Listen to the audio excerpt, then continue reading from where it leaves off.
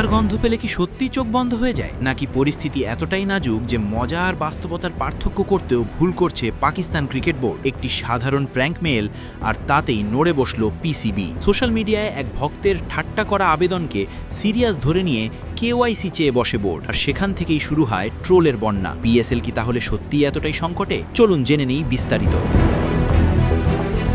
Pakistan cricket board বর্তমানে একের পর এক সমস্যায় জর্জরিত। মাঠের ভেতরে পারফরম্যান্সের চাপ, মাঠের বাইরে আর্থিক টানাপোড়েন, সব মিলিয়ে সময়টা মোটেও ভালো যাচ্ছে না। এরই মধ্যে পাকিস্তান সুপার লিগ নিয়ে নতুন করে তৈরি হয়েছে বিতর্ক, আর সেই বিতর্কের জন্ম দিয়েছে একটি সাধারণ প্র্যাঙ্ক মেল। পাকিস্তান সুপার লিগের জন্য সম্প্রতি দুটি নতুন দল বিক্রি করা হলেও পুরনো একটি দলের মালিক দায়িত্ব ছেড়ে দিয়েছেন। টুর্নামেন্ট শুরুর ঠিক আগে মালিক সরে যাওয়ায় বাধ্য হয়ে সেই দলের দেখভাল করছে পাকিস্তান ক্রিকেট বোর্ড নিজেই। পিসিবি আগেই জানিয়েছিল পিএসএল শেষ হওয়ার পর তারা মুলতান সুলতান ফ্র্যাঞ্চাইজি বিক্রি করবে। এমন অবস্থায় বোর্ড জানায় কেউ যদি আগ্রহী হয় তাহলে আবেদন করতে পারে। এই ঘোষণাকেই কেন্দ্র করে ঘটে যায় এক অদ্ভুত ঘটনা। সোশ্যাল মিডিয়ার এক ব্যবহারকারী মজা করেই মুলতান সুলতান কেনার জন্য একটি ইমেল পাঠান পাকিস্তান ক্রিকেট বোর্ডকে। তার উদ্দেশ্য ছিল নিছক ঠাট্টা, কিন্তু অবাক করার বিষয়, সেই মেইলটিকেই পুরোপুরি সিরিয়াস ধরে নেয় পিসিবি। ওই ব্যক্তি পরে নিজের এক্স হ্যান্ডেলে একটি স্ক্রিনশট শেয়ার করেন, যেখানে দেখা যায় পাকিস্তান ক্রিকেট বোর্ড তাকে রিপ্লাই দিয়েছে। শুধু তাই নয়,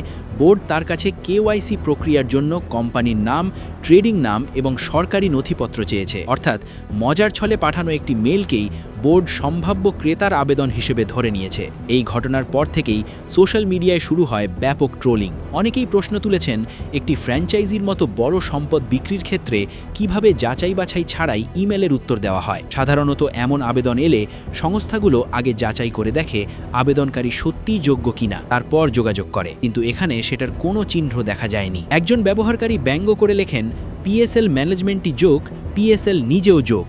এসব মন্তব্যে স্পষ্ট হয়ে যায় যে নেটিজেনদের বড় একটা অংশ বিষয়টিকে পাকিস্তান ক্রিকেট বোর্ডের অদক্ষতার উদাহরণ হিসেবেই দেখছেন। এই ঘটনার মধ্য দিয়ে আরেকটি বড় প্রশ্ন সামনে এসেছে, পিএসএল বিক্রি নিয়ে কি পিসিবি নিজেরাই দ্বিধায় ভুগছে, নাকি আর্থিক সংকট এতটাই গভীর যে কোনো আগ্রহী মেলকেই গুরুত্ব দিতে বাধ্য হচ্ছে বোর্ড? একটি প্র্যাঙ্ক মেলই যদি এতটা আলোড়ন তুলতে পারে, তাহলে বোঝাই যায় পিএসএল এবং পাকিস্তান ক্রিকেট বোর্ড বর্তমানে কতটা চাপের মধ্যে রয়েছে। মাঠের বাইরের এই ঘটনাগুলো শুধু ট্রোলের জন্ম দিচ্ছে না, বরং বোর্ডের প্রফেশনালিজম নিয়েও বড় প্রশ্ন তুলে দিচ্ছে। এখন দেখার বিষয়, এই হাস্যকর অভিজ্ঞতা থেকে পিসিবি আদেও কোনো শিক্ষা নেয় কিনা, নাকি সামনে আরও এমন ট্রোলিং অপেক্ষা করছে।